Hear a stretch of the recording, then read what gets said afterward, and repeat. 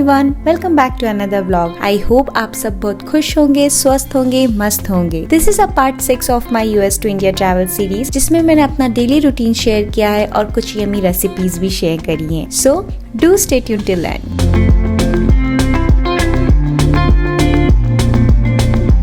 मेरे दिन की शुरुआत हो जाती है अराउंड 6 to 6:30 के बीच, और सबसे पहला काम जो मेरा होता है वो होता है मॉर्निंग वॉक पे जाना। मुझे मॉर्निंग वॉक काफ़ी पसंद है। सुबह सुबह फ्रेश एयर लेने को मिलती है और आपका पूरा दिन एनर्जी से भरपूर रहता है।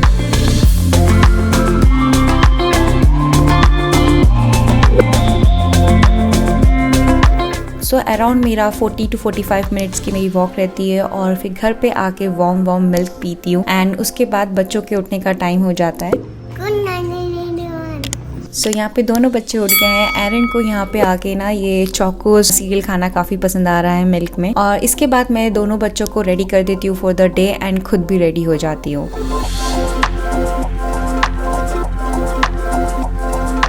अब मैं आपको ना बताती हूँ, हमारी कम्युनिटी से निकलते ही ना बाहर एक बहुत सुंदर गणपति जी का मंदिर है, तो सोचा कि नहाए धोएं तो फटाक से भगवान के दर्शन करके भी आ जाते हैं। चलिए आपको भी भगवान के दर्शन करवा देती हूँ।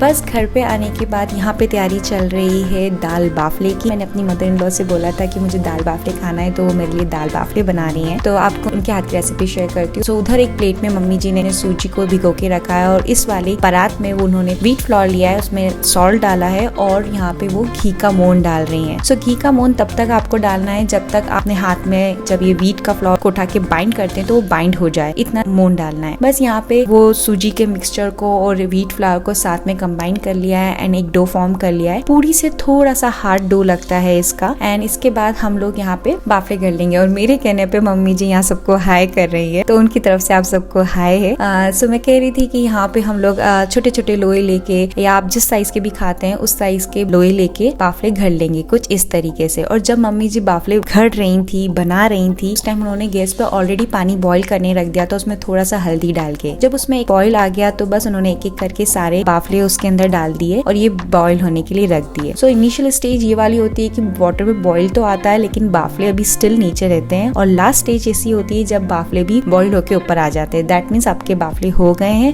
अब आप एक एक करके बाफले को निकाल लेंगे, एंड थोड़ी देर इसको इस तरीके से ड्राई होने रख देंगे। बाद में यहाँ पे जो आपका बाटी अवन होता है, या US में है तो आपका जो अवन है उसमें जिस तरीके से आप बाटी बनाते हैं उस तरीके से इन बाफले को भी सेक लेंगे। सो बस यहाँ पे हमारे बाफले बनने जा रहे हैं। बाफले जब तक बनते हैं हम क्विकली यहाँ पे दाल बना देते हैं। तो दाल बना रही है मेरी मासी जी। यहाँ पे बहुत सिंपल दाल बन रही है पर बहुत टेस्टी बनती है। तो उन्होंने बस घी में राई जीरे का हींग का तड़का लगाया, उसमें बेसिक मसाले डाले, हल्दी पाउडर, मिर्ची पाउडर, धनिया पाउडर, और फिर रफली चॉप टमेटोज उसमें डाल दिए। जब टमेटोज पक गए तो उन्होंने जो बॉइल्ड दाल थी वो उसमें डाल दी, और यहाँ पे फ्रेश धनिये से उसकी गार्निशिंग कर रहे हैं। थोड़ा सा उबाल भी लेंगे ताकि उसमें बहुत फ्रेशनेस आ जाती है धनिये की। तो यहाँ पे हमारी दाल रेडी हो गई है। दाल रेडी होते होते हम लोगों के बाफले भी यहाँ पे रेडी हो गए हैं। सो कुछ इस तरीके से गोल्डन ब्राउन कलर के हो जाते हैं, और फिर जब ये सीख जाते हैं तो बस इनको इस तरीके से निकालिए, फोड़िए, और एक बाउल में अच्छा घी लीजिए और उसको अच्छे से डुबो डुबो के एकदम घी से कोट कर लीजिए। जी हाँ, ये इतनी हेल्दी रेसिपी नहीं है, बट दाल बाटी चूरमा या दाल बाफले बिना घी के खाए मजा नहीं आता है, तो वंस इन अ वाइल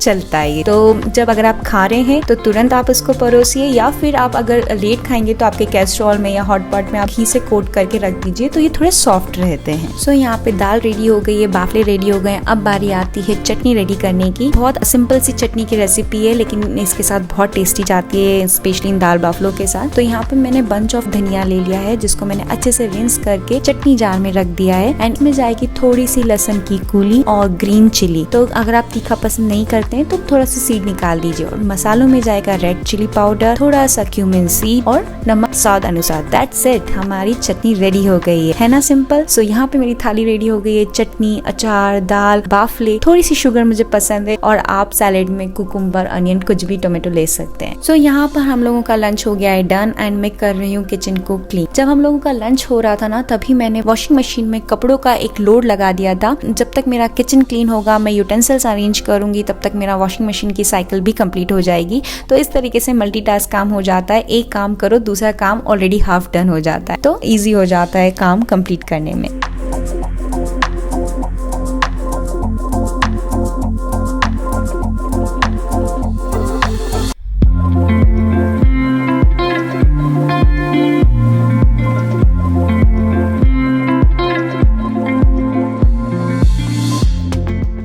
और मैंने आपको बोला था ना, जैसे मेरा किचन का काम कंप्लीट होगा मशीन की साइकिल कंप्लीट हो जाएगी। तो यहाँ पे कपड़े धुल चुके हैं, बस उनको मैं बाहर निकाल रही हूँ और बालकनी में हमारी ड्राइंग रैक रखी है, मैं उस पर उनको जाके सुखाऊंगी। तो जब मैं यहाँ कपड़ों को सुखाने की आई, मासी जी ने भी मुझे ज्वाइन कर लिया। अच्छा लगता है ना जब आप इतने सारे फैमिली मेंबर्स के साथ में रहते हैं, काम कब खत्म हो जाता है, बातें करते करते गप्पे मारते मारते पता ही नहीं चलता है। सो काम का काम हो जाता है, एंजॉयमेंट का एंजॉयमेंट हो जाता है। अभी को नैप दिलाने का टाइम हो गया है, तो मैं उसको अब नैप दिलाऊंगी। ये जब सोता है तब मेरा काम शुरू हो जाता है यूट्यूब वीडियो एडिट करने का। जैसे कि मैं हमेशा कहती हूँ, ये भाई सब सोते हैं तभी हम काम कर पाते हैं। और जब तक मैं यूट्यूब वीडियो एडिट करती हूँ, मैं अपना काम करती हूँ, तब तक कुछ प्रोडक्ट्स आपके साथ मुझे शेयर करने हैं, वो आपको दिखा। उनमें से पहला प्रोडक्ट है ये लैब डस्ट, जो कि मैंने डीमार्ट से ली है और ये 995 की है। बहुत अच्छी क्वालिटी की निकली है। इसमें काफी सारे कलर के ऑप्शन थे, मैंने ग्रे कलर चूज किया है और बहुत अच्छी टेबल है, काफी अच्छी क्वालिटी की है। आप इसे as a laptop lab desk use करिए या बच्चों के लिए स्टडी लैब डेस्क कर लीजिए, किसी तरीके से भी यूज कर सकते हैं। सो इस तरीके से इसके लेग आप अनफोल्ड करिए और आप इसको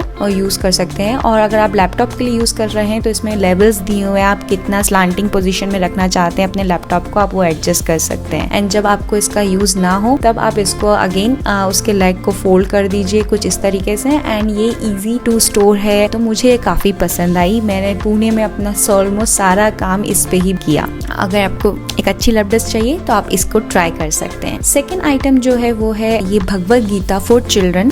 जी हाँ, भगवत गीता तो ऐसे बच्चे पढ़ नहीं पाते हैं, बट ये चिल्ड्रन एडिशन है। काफी अच्छा लगा। जैसे हमको पता चला था ना मैं पुणे में रुकना है, तो मेरे हस्बैंड ने कुछ बुक्स ऑर्डर कर दी थी, कुछ वर्क बुक्स ऑर्डर कर दी थी। आज एरन को रीड करना काफी पसंद है, रिसेंटली उसको मैथोलॉजी में काफी इंटरेस्ट आ रहा है, तो उसके लिए ऑर्डर करी थी। तो उसमें काफी अच्छे से चीजें बताई गई है अबाउट कृष्णा जी बर्थ, वो किस तरीके से माँ यशोदा के पास जाके रहे या उन्हें कंस से फाइट करी। सो काफी अच्छा तरीका है बच्चों को एंगेज रखने का समर में, प्लस वो अपने ट्रेडिशन से अपने कल्चर के साथ जुड़े हुए भी रहते हैं। तो ये एरन पढ़ रहा है, छोटी छोटी स्टोरीज के फॉर्म में सारी इन्फॉर्मेशन दी है, तो उसको काफी अच्छा लगता है इसको पढ़ना। और दूसरी, मैंने जैसे आपको बताया कि एरन को मैथोलॉजी में काफी इंटरेस्ट है, तो भगवत गीता के साथ कुछ और भी बुक्स मंगाई है। इसमें ना 5 बुक का सेट आया है। अभी एरन ने इसको ओपन नहीं किया है, but I am sure he would love to read it. साथ में मेरे हस्बैंड ने कुछ वर्क बुक भी की है। तो ये मेंटल मैथ्स फॉर क्लास 4 है। ये वाली बुक भी उसने अभी शुरुआत नहीं की है, बट मैं ओपन करके देखा तो काफी अच्छे से क्लास 4 के लेवल के लिए उन्होंने दिया हुआ है। Subtraction, addition, multiplication, division, word problem, everything is there. और इसमें मुझे सबसे अच्छी चीज ये लगी कि ना लास्ट में स्किल टेस्ट के कुछ पेजेस दिए हुए हैं। जब कंप्लीट कर लेगा वर्क बुक तो स्किल टेस्ट दे सकता है, और इसके साथ ना आंसर कीज भी हैं। तो अगर इनकेस आप कभी अपना आंसर क्रॉस चेक करना चाहें तो आप उसको कर सकते हैं। एक अवीर के लिए ना 3 to 6 ईयर के बच्चों के लिए उन्होंने मंगाई थी स्किल मैट्रिक्स, ये आई कैन ड्रॉ। तो basically right and wipe activity है ये। इसमें बच्चा कुछ भी करेगा मार्कर से तो वो वाइप हो जाएगा। अभी मैंने इसको ओपन नहीं किया है, मैं कभी जब भी इसको ओपन करूंगी अपने किसी ब्लॉग में इसका रिव्यू जरूर शेयर करूंगी।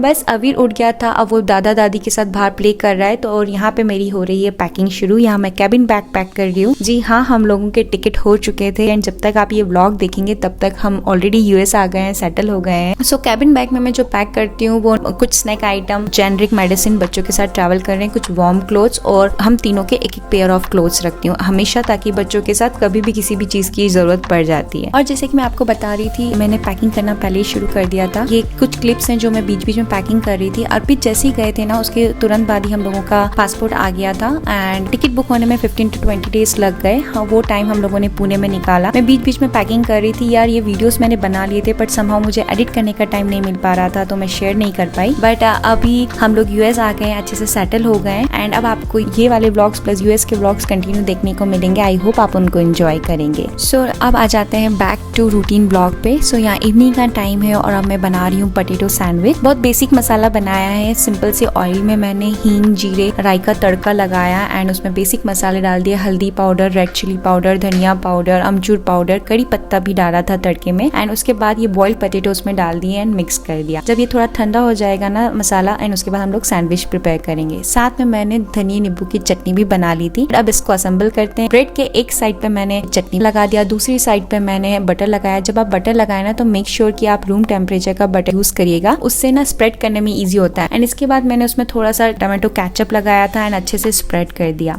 उसके बाद जहाँ मैंने चटनी लगाई है ना, वहाँ मैं यह आलू का मसाला लगा दूंगी। मैंने इसे ना फर्स्ट टाइम थोड़ा ज्यादा लग गया था। अगर आप क्रिस्पी सैंडविच चाहते हैं ना तो थोड़ा कम आलू का मसाला डालिएगा। बस उसके बाद टमाटो टोमेटो, कुकुम्बर, अनियन से रखा है, उसके ऊपर मैंने अमूल चीज स्लाइस डाली। आप चाहें तो इसमें ना चाट मसाला और ब्लैक पेपर भी डाल सकते हैं, मेरे पास अवेलेबल नहीं था तो मैंने नहीं डाला था। और ब्रेड की दोनों तरफ बटर लगा के मैं यहाँ पे, ये मेरे पास प्रेस्टीज का सैंडविच मेकर है, मैं उसमें डाल दूंगी। और देखिए मैंने बताया था ना कि थोड़ा सा ज्यादा फिल हो गया था, तो एक क्रिस्पी नहीं बना, दूसरा बना। एंड फाइनली बाद में मेरे सारे क्रिस्पी बन रहे थे। ये है आउटपुट, मस्त क्रिस्पी सैंडविच। आप चाहें तो चटनी के साथ खाइए या गार्लिक चटनी के साथ खाइए, काफी टेस्टी लगता है। यहाँ हम लोगों का डिनर डन हो गया था और किचन भी क्लीन हो गया था और अब चालू हो जाती है रात की मस्ती। तो यहाँ पे चल रहा है कार्ड्स का गेम, सब लोग वो एंजॉय कर रहे हैं, कभी कार्ड्स खेलते, कभी वॉक करते हैं, कभी ऐसी गप्पे मारते हैं। तो ऐसे ही हंसते खेलते पुणे में दिन निकले। इसके बाद मैंने बच्चों को टाइम से सुला दिया था और अब मैं यहाँ पे वापस से YouTube वीडियो को एडिट करने का काम कर रही हूँ। कुछ इस तरीके से मेरे पुणे में दिन निकले, हंसते गाते खाते पीते फैमिली के साथ। कब 15 to 20 डेज निकल गए पता ही नहीं चला। आई होप आपने मेरा ये डेली रूटीन ब्लॉग एंजॉय किया होगा। ये US to India travel series enjoy करी होगी क्योंकि ये लास्ट पार्ट है उस सीरीज का। नेक्स्ट ब्लॉग जो आप देखेंगे वो होगा India to US travel blog और उसके बाद फिर आपको US के ब्लॉग्स देखने को मिलेंगे। So stay tune to the channel. And अगर अभी तक आपने चैनल को सब्सक्राइब नहीं किया है तो इट्स माय हम्बल रिक्वेस्ट कि प्लीज चैनल को सब्सक्राइब कर लीजिए एंड मुझे इंस्टाग्राम पे भी फॉलो कर लीजिए। और अगर आपको मेरे ब्लॉग पसंद आ रहे थे then please give me a thumbs up and आपके सजेशंस, आपके व्यूज प्लीज कमेंट सेक्शन में जरूर डाल के जाइए। I would love to read it. So मिलती हूँ मैं आपको अपने अगले ब्लॉग में, तब तक के लिए स्टे हैप्पी, हेल्दी